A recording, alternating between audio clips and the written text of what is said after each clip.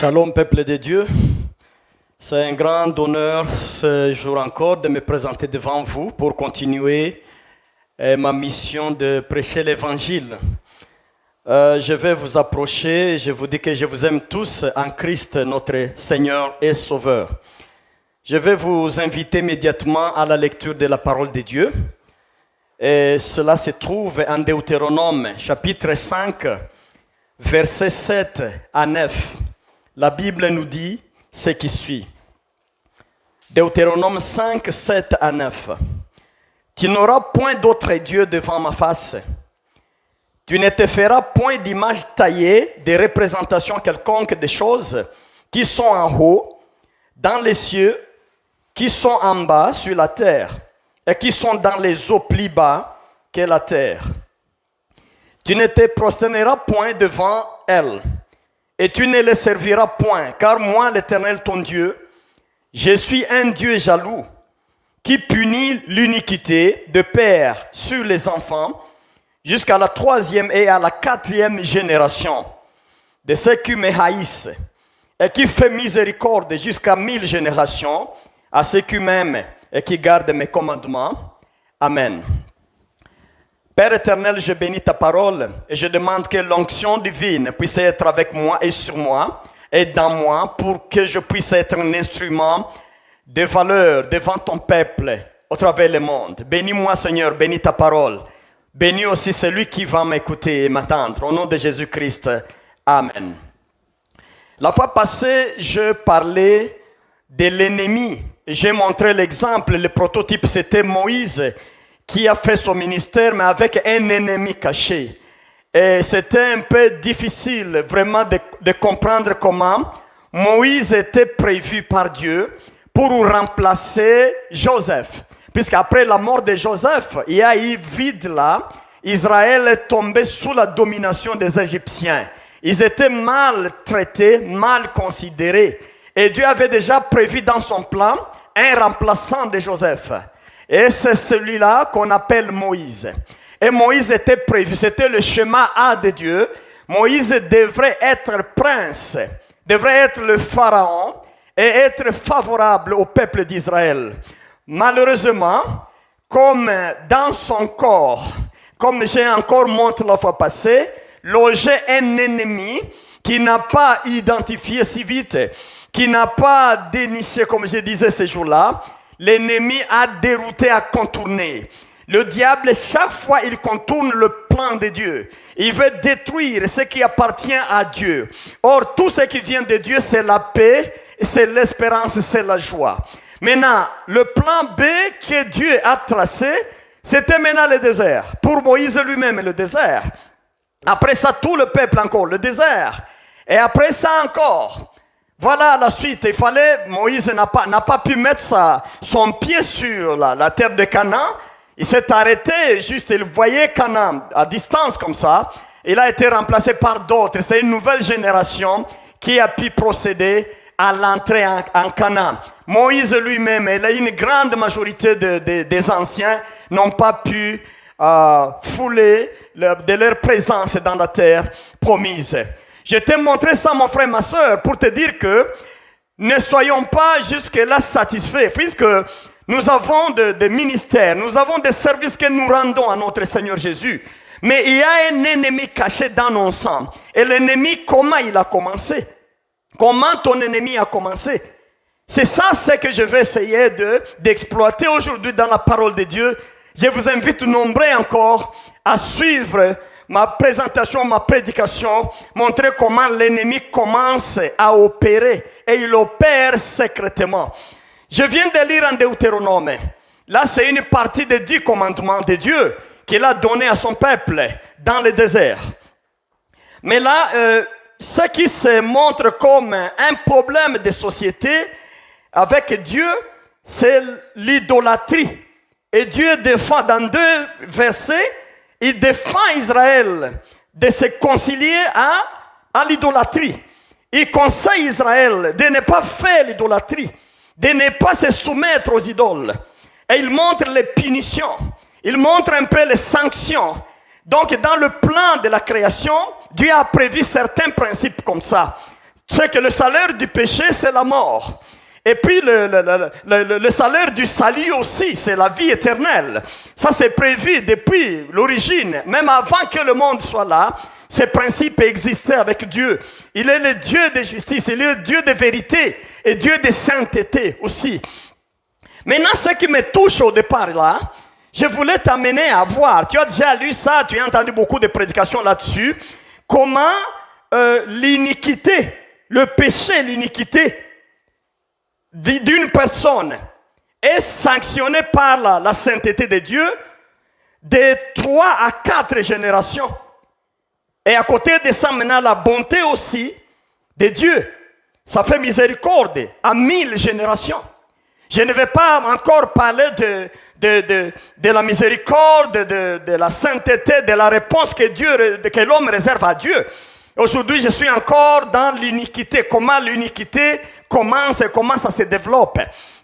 Cela veut dire, mon frère et ma soeur, que le péché est capable de te détruire. Toi, jusqu'à 4 générations de tes petits enfants. Le péché est capable de te détruire, puisque c'est une loi de Dieu, c'est un principe établi avant même la création. Tu vas te poser la question, est-ce que nous aujourd'hui, Christ est déjà mort et ressuscité? Est-ce que nous sommes sous ces mesures-là? Je vais te dire oui. C'est toujours la même chose, seulement nous ne faisons pas beaucoup d'attention à ça. Je peux te faire un simple exemple, mon frère. Quand Jésus parlait à Pierre, juste avant sa mort, il a dit à Pierre, puisque Pierre voulait utiliser son épée, mais Jésus a dit ceci, il a dit à Pierre, faites attention Pierre, tu dois cacher ton épée. Toi, tu ne sais pas que chacun qui tue par l'épée, mourra par l'épée. Cela montre que Jésus n'a pas maudit ou il n'a pas annulé, il n'a pas supprimé ses principes, mais il est venu compléter, amener l'humanité à connaître plus ces principes-là. Celui qui tue par l'épée meurt ou mourra par l'épée. L'épée, ça c'est la parole de Dieu. C'est-à-dire même aujourd'hui nous sommes dans ce contexte de vie. C'est pourquoi nous avons pas mal de défis dans nos vies. C'est puisqu'il y a encore un ennemi qui travaille là. Et nous pensons, nous attendons que Dieu viendra un jour. Jésus descendra pour nous défendre. Pourtant c'est notre devoir de nous prendre en charge dans ce sens-là. Les bonnes actions amènent miséricorde sur 1000 générations. Mais un péché amène une malédiction. Ça amène la colère de Dieu sur 3 à 4 générations. Je vais te faire un exemple encore, bien-aimé. J'invite encore ton attention, que Dieu te bénisse, mon frère, ma soeur. Regarde un peu le cas d'Abraham.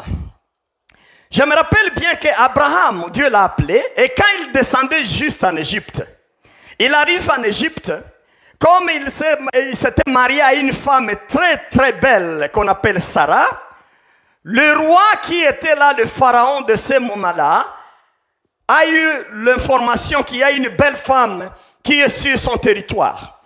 Eh bien, si nous lisons la parole de Dieu, nous allons trouver que Pharaon a envoyé des gens pour aller prendre Sarah. C'était dans le principe de roi de ce moment-là de l'Antiquité.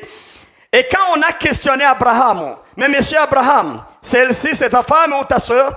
Mais Abraham a répondu immédiatement, il a dit, c'est ma soeur, c'est pas ma femme. Mais il avait déjà prévenu à Sarah que Sarah, tu dois accepter que toi, tu es ma soeur, tu n'es pas ma femme. De peur que je meure ici. On risque de me tuer. Si j'acceptais que tu es ma femme, on va me tuer et te récupérer. Ça, c'est difficile. Regarde un peu ça. C'est que monsieur Abraham, l'homme de Dieu, l'élu de Dieu, n'est-ce pas, a eu la malchance au début de commencer par mentir et dire qu'il avait affaire non à sa femme mais à sa sœur. Ça commence par là. Mais ce qui m'étonne, quand il quittait l'Égypte, maintenant il veut rentrer encore en Canaan, il arrive dans les frontières avec les Philistins, dans un endroit qu'on appelle Guérar. Quand il arrive à Guérar, le même scénario se présente encore, où le roi Abimelech, le roi des Philistins, a envie Sarah. Et quand ils viennent demander encore à Abraham, la réponse est automatisée déjà. Abraham dira non, c'est plutôt ma sœur, ce n'est pas ma femme. Ça se répète 2 fois. Il faut lire ça en Genèse 12, 12 et suivant, vous verrez toute cette histoire, comment Abraham a fait ça 2 fois. Mais ça m'étonne, hein? Regardez bien moi, mon frère. Abraham, quand il mentait comme ça, il était dans les environs de 70 ans, 80 ans. C'est là qu'il était. Alors, il va voir le premier fils de sa promesse à 100 ans. C'était 20 ans ou 15 ans plus tard. Il amena le fils. Mais le fils a grandi. Le bébé Isaac, il grandit doucement là. Mais ce qui va me toucher aujourd'hui, c'est quoi? Quand le garçon aussi va se marier, Isaac va se marier à Rebecca. Il va aussi prendre une très belle femme comme était sa mère Sarah. Il prend Rebecca, une très très belle femme. Il va trouver le même problème, le même scénario au même endroit. Et je n'ai pas toutes les preuves, mais il va trouver peut-être c'était la même période de l'année où il se retrouve aussi à Guérard. Et le roi des Philistins qui était là envie aussi Rebecca comme Pharaon avait envié Sarah. Et la réponse du garçon, c'est encore automatisé, c'est automatique. Il va aussi répondre comme avait fait son papa. Il va dire non, celle-là c'est ma soeur, ce n'est pas ma femme. Je te montre ça. Encore le mensonge, mensonge, mensonge. Ça continue de génération. Regarde un peu. Isaac aura des difficultés à mettre au monde. Comme Abraham, son papa avait des difficultés à mettre au monde. Son papa a mis au monde, n'est-ce pas? Il a eu un enfant, j'allais dire, où Sarah a mis au monde. N'est-ce pas? C'était à 100 ans de la vie d'Abraham. Mais monsieur Isaac a eu le premier fils à 60 ans. Regarde un peu les années de souffrance. Donc l'ennemi qui est là, il vise ton temps, il vise ta paix, il vise ton effort, ta force, il te ruine, il t'écrase. Tu n'as pas la force morale de continuer. C'est ça ce que fait l'ennemi. Il opère secrètement dans le corps, dans le sang, et des fois on ne se rend pas compte, mais il est en action doucement, en train de vouloir mettre fin à ta vie. Et s'il te laisse la vie comme respiration, mais tu vis une vie mauvaise là, une vie de souffrance et de problèmes. Voilà un peu. Et l'Église, les chrétiens, les chrétiennes, ils ont fondé des théories. Ils disent, mais Dieu tarde toujours. Mais c'est l'habitude de Dieu, il ne donne pas vite. Le matériel et l'argent, Dieu ne donne pas. Écoutez, d'ailleurs, il y a beaucoup de théories. Je vais bien te dire encore à cette occasion que la main de Dieu n'est pas si courte pour te sauver. La main de Dieu n'est pas si courte pour changer l'histoire de ta vie, pour changer l'histoire de l'humanité, pour changer l'histoire de ta famille, pour changer ta honte, pour changer tes plaintes à une vie de victoire et de gloire. Mais ce qui nous oppose de Dieu, c'est le péché commis quelque part.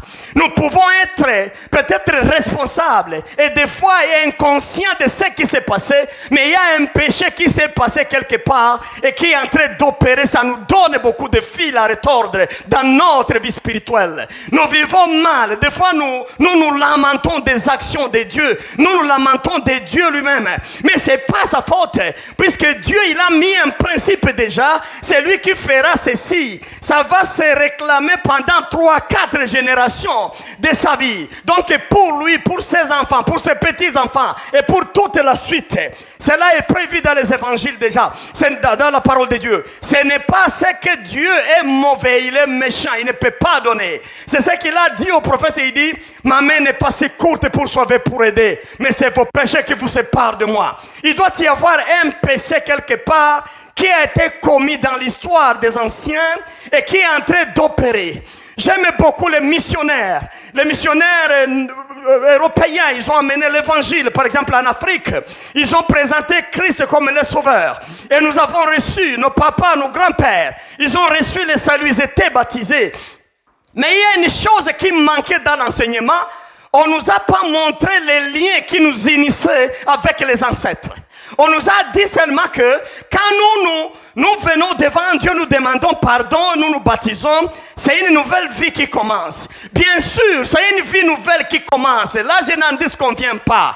Mais la vie commence, mais avec des grandes responsabilités d'attaquer maintenant les veines, là, les cellules là, du mal et les malédictions qui sont en train d'opérer. La grâce de Jésus-Christ doit nous amener à couper court réellement avec ce qu'a fait souffert, non, disons ce qui a fait souffrir, j'allais dire, les générations du passé. Ça, c'est ce que nous devons comprendre.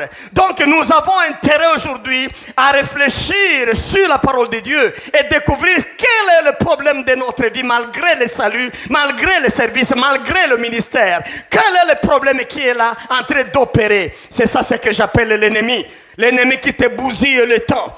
L'ennemi, au lieu d'avoir un enfant à 20 ans, tu as un enfant à 100 ans. Au lieu d'avoir une progéniture à 25 ans, à 30 ans, tu as l'enfant à 60 ans. Ça bousille le temps. Le temps passe comme ça. Et pourquoi Satan voulait prendre le temps d'Abraham comme ça? Il voulait amener Abraham à ne pas avoir un enfant. Puisqu'il savait que la bénédiction d'Abraham, c'était dans la progéniture, dans ses enfants. C'est un père de toutes les nations. Un père de la foi, mais un père aussi d'une grande nation historique dans l'histoire du salut. Satan n'a pas voulu ça. Voilà un peu, il voulait bloquer ça. Mais ta vie aussi est bloquée quelque part, mon frère, ma soeur. C'est beaucoup d'années maintenant, je suis dans le service des gens. Et puis dans le monde de délivrance. Je n'ai pas reçu des centaines de personnes. Mais j'ai reçu des milliers de personnes. Ce que je prêche, ce n'est pas l'imagination. Ce que je prêche, ce n'est pas ce que j'ai rêvé dans mes songes. Ce que je prêche, j'ai trouvé dans la parole de Dieu, mais aussi dans l'expérience que j'ai vécue avec les gens. Même aujourd'hui, mon frère, ma soeur, il y a des péchés du 18e siècle qui sont en train de ronger encore les familles aujourd'hui en 2020. Et les gens souffrent.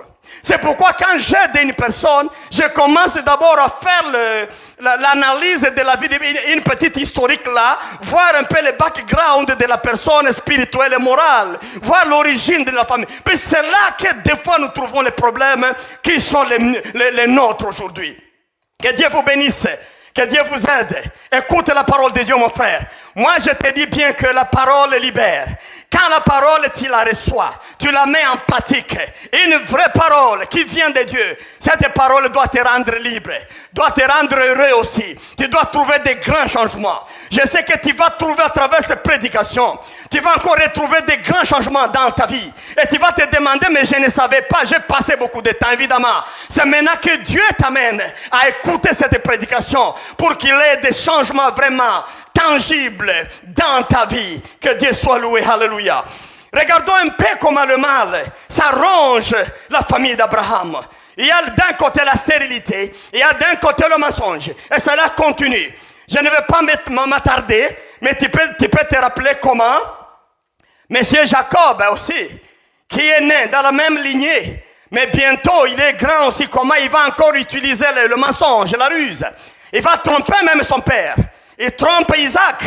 Il trompe que c'est lui qui était Ésaü. Et il va prendre toutes les bénédictions de son grand frère.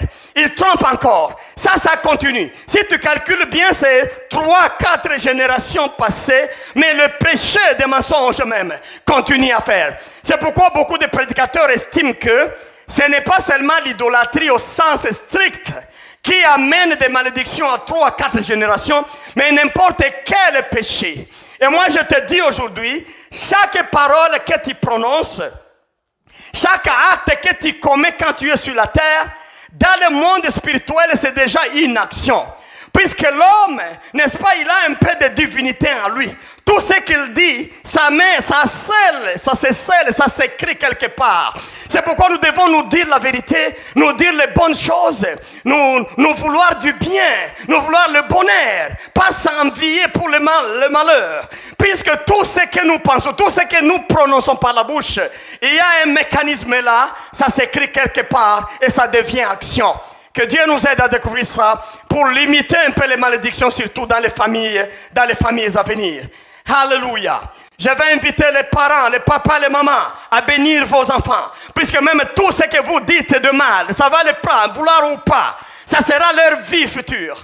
Mais quand vous les bénissez dans les paroles, vous les dites de bonnes paroles, vous essayez de les pousser en avant, de vouloir leur bien, leur progrès, que ce soit spirituel, que dans tout le domaine.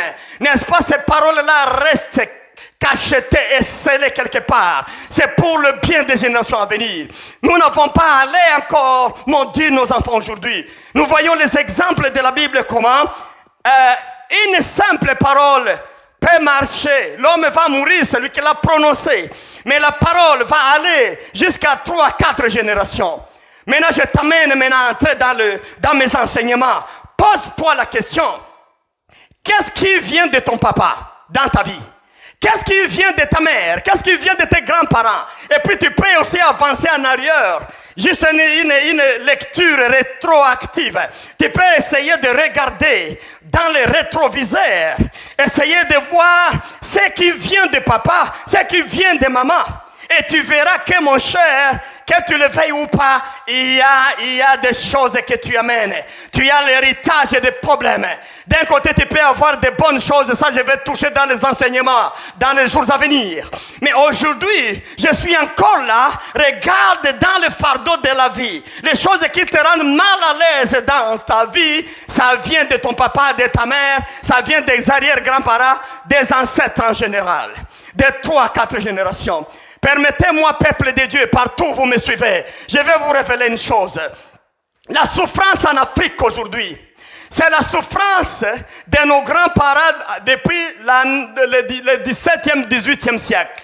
Puisque du 18e siècle à maintenant, nous sommes au 3e et bientôt 4e génération. Puisque la génération dans la Bible, c'est dans les centaines d'années, c'est comme ça que les anthropologues bibliques ont interprété une génération comme une période de 100 ans. Donc nous sommes encore dans la 3e génération ou la 4e génération. Le péché que ton arrière grand-parent avait commis en 1800. Tu es encore en train de récolter quelques résultats dans le corps. Le cœur, l'esprit appartient à Dieu. N'est-ce pas? Ton esprit appartient à Dieu. Tu rends grâce à Dieu. Mais le corps, ton corps est châtié. Ton corps est châtié encore par un péché et un principe de Dieu qui est là, qui dit que la colère pour l'iniquité, ça peut aller à 3, 4 générations. C'est Dieu qui a dit ça, c'est Dieu qui a prévu. Personne ne peut corriger Dieu. Mais nous pouvons seulement nous adapter, nous humilier devant ce qui est parole de Dieu. Que Dieu vous bénisse partout où vous me captez et que mes enseignements puissent amener un changement dans vos vies. Je fais tout ça, Seigneur, c'est pour ton bien. Le Seigneur m'a appelé pour ça. Pendant des temps comme ça, je cherche ça, j'amène ça devant toi pour réfléchir profondément sur les besoins que tu as. Vraiment de couper court à tout ce qui ronge et ce qui pourra ronger tes enfants dans le futur. C'est ce qui m'amène à te prêcher la parole de Dieu. Et il n'y a aucun autre intérêt qu'amener cette parole ou ce message à beaucoup de gens qui ont beaucoup de problèmes, mais ils ne savent pas l'origine des problèmes. Les gens qui se disent c'est Dieu qui est à la base et attendez, Dieu tarde toujours, Dieu fera. Mais il y a ceux qui meurent avec ces problèmes et ils attendent infiniment. Que Dieu nous aide, que Dieu te touche, que Dieu t'ouvre les yeux spirituels pour comprendre ce message. C'est un message important dans le monde du 21e siècle. C'est important pendant notre temps que l'Église et que les chrétiennes comprennent ce message. Puisque des fois, nous portons beaucoup de fardeaux et de problèmes qu'il ne fallait pas porter. Ce n'est pas nos problèmes. Si on connaissait bien la parole, on ne devrait pas porter des fardeaux comme ça. Puisque nous avons un libérateur, c'est Jésus-Christ. Et il est là pour nous aider à nous tirer de ces choses-là. Mais nous amenons tout avec nous. Jésus d'un côté, ces problèmes de nos parents de l'autre côté. Et nous mettons ensemble toute la vie comme ça. Voilà un peu comment Dieu m'a appelé pendant ce temps pour essayer de réveiller les gens. Réveiller leur conscience. Que l'Esprit de Dieu vous amène à découvrir le problème qui est là et chercher des solutions. Alléluia. Regarde un peu mon frère. Tu vois comment dans la génération de notre papa de la foi Abraham, comment ils avaient de grandes bénédictions à droite, mais à leur gauche, n'est-ce pas, ils étaient en difficulté puisque ils n'ont pas su qu'il y avait un ennemi qui pouvait mettre mal à l'aise toute la lignée comme ça. Mais avec la parole de Dieu, je te le démontre. Regarde un peu Isaac, je l'ai déjà dit, comment il a fait. Ça c'est en Genèse 26. Verset 1 suivant, il a fait ça.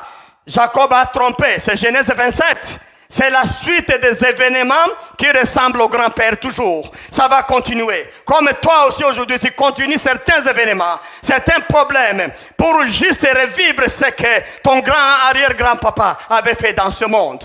Que Dieu nous aide, que nous puissions devenir des outils, des instruments de Dieu pour reproduire ce que Jésus est. Puisque nous ne vivons plus pour nous-mêmes, mais nous vivons pour Jésus. C'est Jésus qui vit à nous. Alléluia, c'est un grand témoignage. Et si c'est Jésus qui vit en nous maintenant, nous devons plutôt refléter les habitudes du ciel dans ce monde. Nous devons être lumière, nous devons être salut, aide pour les autres, puisque Dieu nous a appelés pour ça. Et c'est ça la mission d'envoyer Jésus, pour nous rendre capables de devenir des instruments de paix dans ce monde de souffrance. Que Dieu nous bénisse et que Dieu vous bénisse vous tous. Alléluia. Je vais comprendre qu'il y a beaucoup de problèmes. L'Afrique, mes frères et mes sœurs, nos grands-pères, nous tous, dans l'histoire, ils ont fait la plupart, ils étaient idolâtres. Ils allaient voir les féticheurs, les moufous, entre guillemets. Ils allaient les voir au moins chaque année, une fois ou deux fois ou trois fois, ou chaque mois, ça dépend. Tout ça, ça a mis des problèmes. Bientôt tu es sauvé, tu deviens pasteur. Mais tu ne sais pas que dans ton background, dans ton passé, qu'il y a des problèmes d'héritage. Ces choses sont là. Tu es béni par le salut, mais il y a des choses qu'il fallait revoir et annuler. Ces pactes-là, il faut les détruire. Mais tu n'as pas su. Tu continues la vie de ministère, mais avec beaucoup de problèmes, puisque chaque péché, c'est une malédiction sur des générations. Que Dieu vous bénisse. Et un autre jour, je vais vous démontrer comment les bénédictions, soi-disant de l'Occident, ça vient d'où? Je vais vous montrer ça un autre jour. Mais j'ai parlé encore un peu de l'Afrique, juste pendant cette clause-là. Mais que fait maintenant le diable, qui est l'ennemi de tout le monde, de tous les chrétiens? Le diable, lui, il s'est fait policier. Il s'est improvisé comme policier. Ça me fait rire des fois. Tu verras qu'il s'est improvisé comment? Un jour, Dieu voit le diable en train de circuler dans le monde, de marcher comme un inspecteur qui regarde chaque personne. Et il a un bloc-notes dans la main. Mais Dieu lui dit, mais monsieur, d'où viens-tu là? Si Dieu a posé la question au diable, d'où viens-tu, monsieur? C'est-à-dire, ce n'est pas Dieu qui l'aurait envoyé. Si c'est Dieu qui l'aurait donné, qui aurait donné la mission au diable, il ne pouvait pas lui dire, d'où viens-tu, monsieur? Il pouvait seulement lui dire, monsieur, donne-moi les rapports, comment tu as trouvé le monde? Mais cela nous prouve que le monsieur s'est improvisé comme contrôleur du monde, comme l'inspecteur des gens qui vivent dans ce monde-là.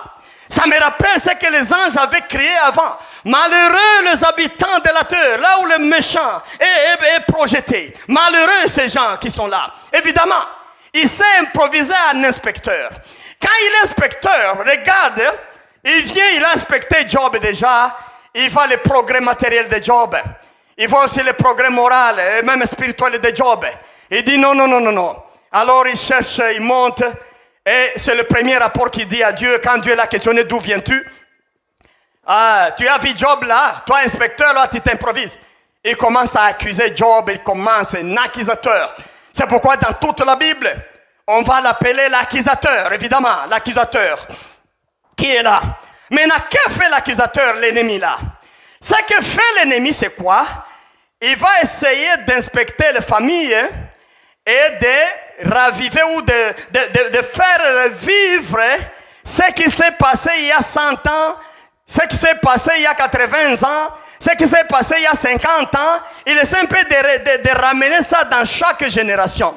Dans chaque famille, quand il y a des naissances, il y a le premier, le deuxième ou la troisième, le quatrième, les enfants, le diable cherche dans chaque famille à qui attribuer une faute ou un péché qui a été commis il y a 200 ans, par exemple, il y a 50, il y a 100 ans.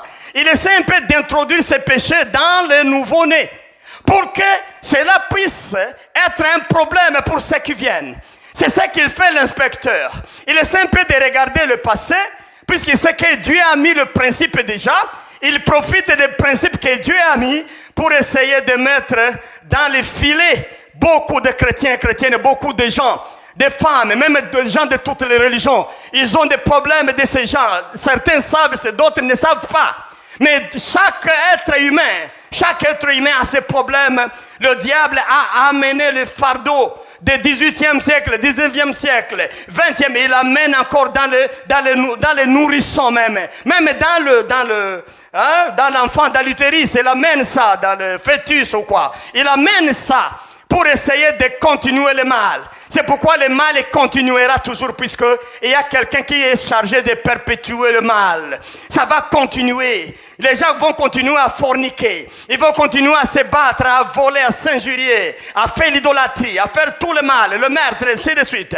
Les gens vont continuer, puisqu'il y a quelqu'un qui perpétue le mal. Et il le fait tous les jours. Il s'est fait improviser inspecteur et contrôleur des humains sur cette planète où nous sommes.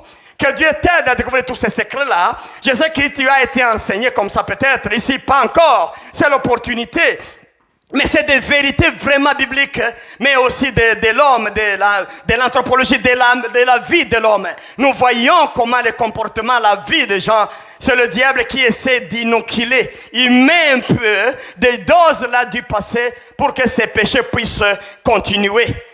Voilà comment il commence à attaquer Job. Pierre va dire aussi, il dit que le méchant, il rôde comme un lion autour des hommes. Il cherche qui dévorer. C'est un inspecteur, un rôdeur qui donne toujours rapport. Que tu sois païen, que tu sois chrétien, que tu sois musulman, que tu sois bouddhiste, que tu sois, n'est-ce pas, hindouiste et d'autres religions du monde. Moi, je te dis, le diable ronge tout, il rôde toujours autour de chaque personne humaine. Il rôde et là, il fait des choses, c'est revivre ce qui s'est passé au 15e siècle. Voilà pourquoi on dit qu'il n'y a pas de neuf dans ce monde. Le monde, c'est comme un cycle là. Ce qu'on a vu, encore on va revoir ça sous d'autres formes, et ainsi de suite, ainsi de suite. Laisse-moi te faire quelques exemples. Je suis évangéliste. J'ai évangélisé plusieurs pays. Mais je me rappelle une évangélisation en Tanzanie, il y a des dizaines d'années. Je vais trouver un garçon. Sa maman l'amène. Mais quand le garçon vient à côté de moi, je sens l'odeur. C'est quelqu'un qui pue. Et vraiment, il pue mal. Il se met là. Et sa maman commence à parler. Mais je suis mal à l'aise. Je me dis, mais ce monsieur, qu'est-ce qui ne va pas là? Qu'est-ce qu'il y a? Je ne comprends rien. Sinon, je suis obligé maintenant d'appliquer toutes les méthodes d'approche clinique. Mais je suis gêné moi-même. Quelqu'un qui pue comme ça. Et maintenant, je vais parler avec la maman. Je vais parler avec les garçons. Et la maman des garçons va me dire, les garçons devraient se marier il y a 5 ans, mais il vient de passer 4 fiançailles, mais il n'a aucune fiancée aujourd'hui. Et son grand problème, c'est quoi? Comme lui, il pue, il commence à fiancer aujourd'hui, mais quand il a la séance d'échange avec la fiancée sent l'odeur, qui n'est pas intéressante. Mais deuxième rendez-vous, les garçons essaient de se parfumer là, mais quand il arrive encore, il y a toujours l'odeur qui fait face toujours au parfum. Et ça sort, mais la fille finit par se désengager. Maintenant, je suis déçu. Je suis découragé, je suis déçu. Vraiment, ça ne va pas. Et alors, moi, je commence à poser des questions. J'ai dit, je vais l'aider. Mais qu'est-ce qu'on dit, les médecins? Et alors, les médecins ont dit que non, c'est une maladie. Il y a des gens comme ça, c'est une maladie. Ils vont traiter, mais ils ont traité, mais il n'y a pas de succès. Moi, j'ai dit non. La médecine est limitée quelque part, puisque ce qui est spirituel n'est pas connu par les médecins. Les médecins traitent les corps humains, mais ce qui est surnaturel dans les corps, ils ne savent pas. Mais des fois, les médecins traitent les démons dans le corps, ils ne savent pas qu'ils sont des démons. Mais moi, je te dis, ça, c'est un démon qui est dans ton garçon. Évidemment, ils avaient difficile à comprendre, mais j'ai continué à parler à la famille. Mais surtout, quand j'ai posé la question de savoir, est-ce que tu ne peux pas aller demander dans la famille qui avait cette attitude, disons, qui vivait comme ça? Il faut aller demander si tu as un grand-parent ou quoi. Il dit non, mais son père est déjà mort. Son père est déjà mort. Maintenant, quand il était marié, son père, est-ce que tu ne sentais pas aussi? Il dit non, moi je ne sentais pas. Mais nous allons quand même questionner, mais je crois, pasteur, tu peux seulement prier pour. J'ai dit non, je vais prier pour vous, mais allez-y d'abord faire l'enquête. Même un médecin, avant de soigner, il fait le diagnostic. Je vais t'aider. Il faut d'abord aller voir l'origine du problème pour bien remédier à ce cas. Ils sont allés faire ça. Deuxième rencontre, c'était après 2 semaines. Je venais d'un autre village. J'ai rencontré encore l'enfant là, sa maman. Ils vont me dire, nous demandons pardon.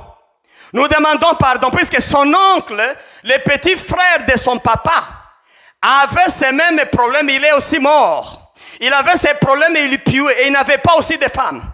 Il passait quelques mois avec la femme quittait. Il passait quelques mois avec la femme. Il a beaucoup d'enfants, mais de plusieurs femmes, et finalement il est resté comme ça, et il est mort. J'ai dit, voilà maman, là maintenant tu commences à comprendre un peu le fond.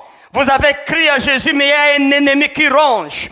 Tu verras qu'il y avait aussi un arrière-grand-parent du passé qui pillait aussi comme l'enfant pille aujourd'hui. Comme nous avons découvert, maintenant nous allons chasser cet esprit-là dans l'enfant.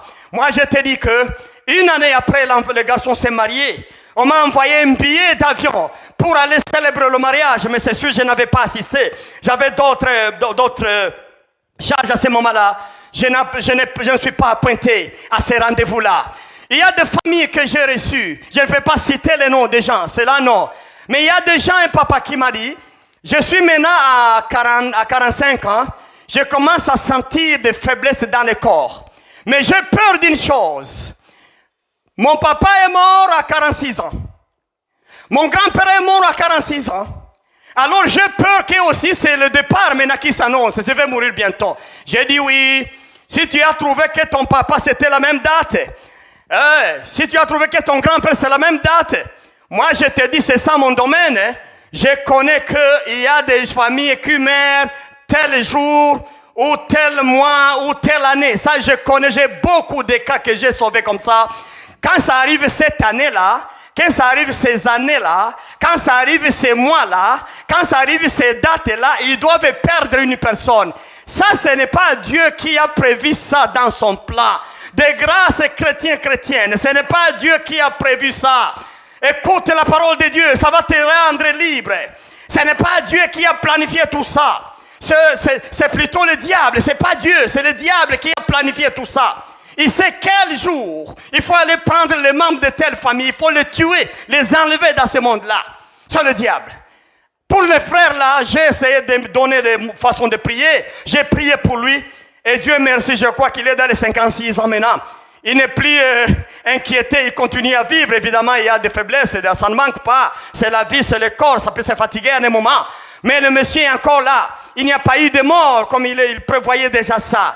Je vous dis, il y a beaucoup de dossiers, beaucoup de problèmes. Je n'ai pas des centaines d'expériences. J'ai des milliers de cas reçus. Et je vais, au cours de mes enseignements, donner comme exemple seulement et je passe. Même toi, aujourd'hui, mon frère, tu ne peux pas me dire non. Il y a un problème qui t'attend. Ou bien un problème que tu connais. Un problème que tu sauras bientôt. Un problème que tu n'as pas demandé, mais que ça persiste. Mais ça ronge doucement. L'ennemi te bousille le temps. Comme il a bousillé le temps d'Abraham, il a bousillé le temps d'Isaac, il a bousillé le temps de Jacob, ainsi de suite. Mais écoute la parole de Dieu, tu vas me dire, mais maintenant, qu'est-ce que nous allons faire? Quelqu'un m'a posé la question comme ça dans les échanges. Ah, alléluia. Il y a des réponses, n'est-ce pas? Il y a des réponses pour ça. Je vais te dire ceci. La parole de Dieu nous dit ceci. Un jour, Jésus parlait à ses disciples. Il va dire, le diable... c'est un voleur, c'est un menteur, c'est un meurtrier. Mais moi, je suis venu donner la vie, et la vie en abondance. Je répète encore, ça, là c'est Jean 10, verset 10. Le voleur ne vient que pour voler, pour dévorer, pour tuer, pour mentir. Mais moi, je viens pour donner la vie, alléluia. Et puis la vie en abondance. Écoutez bien la parole de Dieu. Donnez la vie en abondance. Mais nous n'avons pas la vie en abondance aujourd'hui. Et nous attribuons la faute à Dieu. Nous attribuons la faute à quelqu'un d'autre là. La vie en abondance, nous n'en avons pas. Mais le plan de Jésus, c'était de donner la vie en abondance. La vie en abondance. La vie de l'esprit. La vie de ton âme. La vie physique et la vie en abondance. Que Dieu soit loué. Écoute mon frère, il y a des fardeaux que tu amènes, mais tu ne devrais pas amener ces fardeaux Puisqu'ils ne font pas amener ça, ce n'est pas ton fardeau. Comme d'un côté tu as Jésus, tu ne devrais pas être victime de fardeau de ce que les anciens ont péché en 1850, en 1900. Tu ne devrais pas normalement. Tu ne devrais pas normalement. Ce n'est pas ton dossier à amener. Ce n'est pas ton problème. Ce n'est pas ta faute. Il y a des choses qui ne te méritent, qui ne sont pas dignes de toi. Mais tu dois prendre conscience et comprendre que Jésus est venu pour donner la vie. Encore la vie en abondance. Laisse-moi te montrer un peu ça dans les Écritures et puis je vais clôturer l'enseignement d'aujourd'hui. Dans le plan de Dieu, il y a toujours le plan de délivrance. Alléluia. Il y a toujours le plan de délivrance dans le plan de Dieu. Il y a des stratégies, il y a des mécanismes de délivrance. Quand Jacob naissait, Jacob, le fils d'Isaac, quand il naissait, Dieu a donné le nom de Jacob. Mais Jacob veut dire quoi? Jacob veut dire talon, talon de pied là, les talons ici. Les talons. Et les gens interprètent ça comme étant le guerrier, les gens qui talonnent, quelqu'un qui talonne. Évidemment, ils ont commencé à se battre dans le ventre même. Ils étaient là, Ésaü et Jacob, mais ils se battaient dans le ventre. C'est vrai que c'est Jacob qui provoquait avec son talon. C'est lui qui provoquait son grand frère même dans le ventre. C'est lui qui provoquait. Cela est vrai. C'est bien lui qui provoquait. Puisqu'il est talon.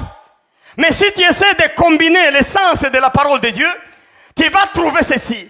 Quand Dieu a maudit le diable dans le jardin d'Éden, qu'est-ce que Dieu a dit à Satan? Il a dit à Satan ceci. Satan, écoute, tu as dérobé, tu as trompé le couple que j'ai mis dans ce jardin. Mais je te dis que le ventre de la femme fera des gens, des enfants qui t'écraseront la tête. La progéniture de la femme t'écrasera la tête, le diable. Mais regarde un peu mon frère, ma soeur, suivez la parole de Dieu. Quand Jacob naît, il est talon. C'est que c'est quelqu'un qui va écraser. Il est prêt à écraser puisqu'il est talon. Mais bientôt Dieu dit, je vais te changer encore. C'est pas seulement Jacob, mais encore Israël. Quelqu'un qui fait bataille avec Dieu. Il fait bataille avec la spiritualité. Il fait bataille pour l'élévation spirituelle. C'est ça le sens de Jacob à Israël. C'est la réforme spirituelle de Jacob qui amène Israël. Donc un combattant spirituel. Il était encore un combattant physique de talons, mais il est devenu maintenant un combattant spirituel. Israël. C'est ça, c'est que le nom que Dieu a donné. Ça, c'est la parole de Dieu. Mais écoute mon frère, Jésus lui-même est contenu, il dit, je vais faire mon église. La force du mal ne pourra jamais corrompre mon église, ne pourra jamais gagner mon église. Mais cette église, c'est qui aujourd'hui? Cette église, c'est toi, ce n'est pas les bâtiments. Nous sommes tous églises. Nous faisons membre de cette église universelle-là. Mais nous avons une grande promesse que la force du mal ou les forces de ténèbres ne pourront jamais nous ébranler. Ça, c'est la parole de Dieu. Mais est-ce que tu te rends compte de ça? Là où tu as l'erreur, tu penses que Jésus descendra chaque fois pour venir te sauver. Je suis d'accord, il y a des fois Jésus défend, il descend pour sauver quelqu'un qui est dans des problèmes. Mais il y a des matières propres à l'homme, mais il y a des matières propres à Dieu. Si tu lis bien la Bible avec des lunettes, tu vas trouver qu'il y a des responsabilités que Dieu a données à l'homme et que lui-même garde pour la protection de l'homme. Tu dois toi-même déchaîner. Tu dois toi-même briser les liens, les blocages. Tu dois toi-même briser, couper court à ce malheur qui est en train d'opérer dans votre famille. Que Dieu t'aide. Alléluia. Mais Jésus lui-même, il va dire encore quoi? Il va dire, je vous ai donné le pouvoir de marcher sur les serpents. De marcher sur les serpents et les scorpions. Et sur toute la puissance de l'ennemi. Marcher sur, c'est encore piétiner. Ça revient encore à Jacob talon, ça revient encore dans le jardin d'Éden, les enfants de la femme t'écraseront la tête, diable. Donc la promesse est aujourd'hui pour nous, nous avons la permission d'écraser, de marcher sur la tête du diable. Nous avons cette permission, oh église, oh maman, papa, mon frère, ma soeur. Nous avons la permission puisque Dieu nous a donné la puissance et le pouvoir de marcher sur les scorpions, de marcher sur la tête du serpent, sur le serpent. Et nous ne serons jamais mordus, nous n'aurons jamais de problème. Moi, je te dis, sur la colère du diable tuer les gens, Il y a des gens qui ne devraient plus être là dans le monde, notamment moi-même. Moi, je te dis ça franchement. Je suis combattant. Je viens de combattre beaucoup d'années. J'ai beaucoup d'histoires, beaucoup de scénarios vécus. Je te dis, nous avons tout le pouvoir. Alléluia. Et le pouvoir n'est pas pour David moi-même.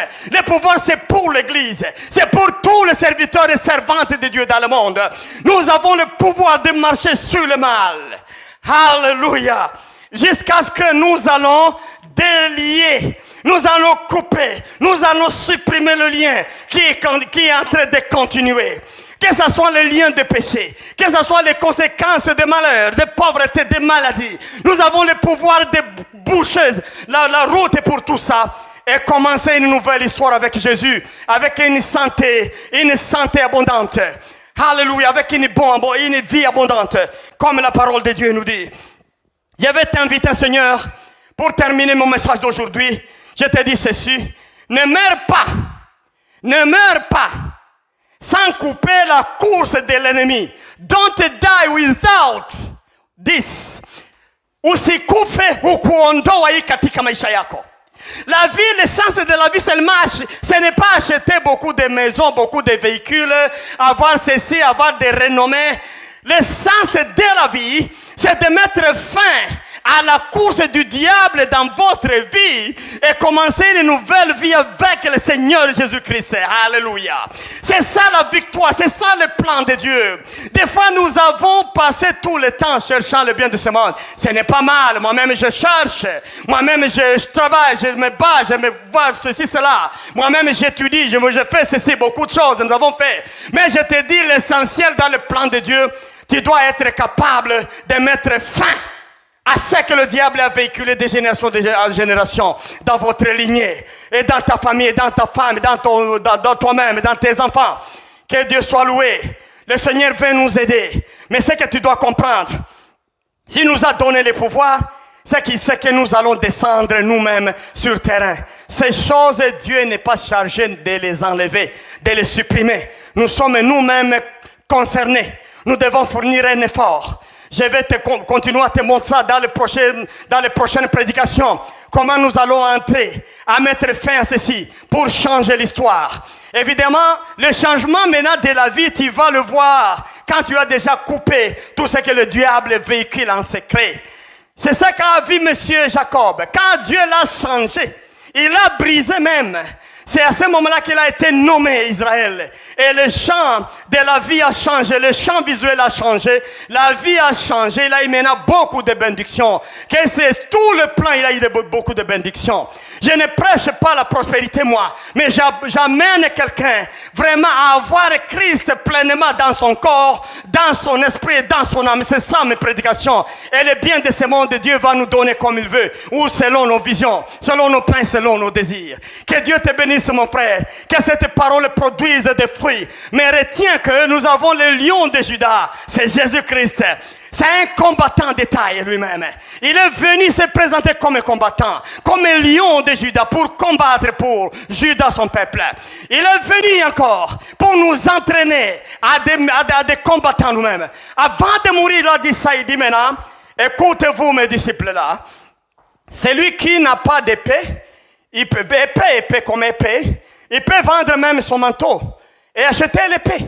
C'est le dernier message qu'il donne à ses disciples. Il n'a pas laissé un message de « Allez maintenant dormir puisque je suis mort et ressuscité, ne vous en faites pas. Allez maintenant dormir, soyez en paix. » Il a laissé la paix, mais il dit « Cherche maintenant l'épée, le temps est difficile. » Vous cherchez l'épée, chacun. Donc il a laissé le message de combat spirituel aux enfants, aux chrétiens, aux chrétiennes, alléluia, et à toute l'église. Je t'invite encore, que Dieu te bénisse. Nous allons foncer dans les enseignements. Ce que je sais là où je n'ai pas de doute, tu auras de grands changements. Si tu suis bien les prédications et tu mets en pratique, tu verras le changement. Nous avons un lion de Juda qui va dévorer, mais il faut que tu sois dans le terrain. Lui aussi sera avec toi. C'est qu'il dit, je serai avec vous jusqu'à la fin de la vie. Je serai avec vous, puisqu'il est avec nous, mais il veut nous voir agir. Que Dieu soit béni, que cette parole vous aide et que ça vous transforme. Au nom puissant de Jésus-Christ, Seigneur et Sauveur. Amen. Seigneur Jésus, merci pour ce message. Je vais te demander encore de bénir mon frère et ma soeur, dans les coins du monde, celui qui m'écoute. J'aimerais que ces âmes puissent te rapprocher plus à travers ces prédications. Nous savons que nous allons faire une grande bataille, une percée, pour amener nos vies quand même à ce qu'il faut dans ce monde. Et même nous préparer à ta venue, Seigneur. J'aimerais que la parole puisse avoir la place. J'aimerais couper toutes les circonstances et les blocages qui peuvent faire que ce message ne soit pas accessible à beaucoup de personnes. Que le message pénètre, que le message aide, que le message change. Alléluia. Que les gens changent. Que les gens puissent avoir la soif d'écouter et de mettre en pratique ces prédications. Et que les grands changements aussi s'opèrent. Tu m'as demandé de faire cette émission, je l'ai fait. Agis maintenant puisque tu es Dieu, tu touches partout et tu vois partout. Au nom puissant de Jésus-Christ. Amen, amen, amen. Bon week-end à tous. Alléluia, bon week-end. Amen.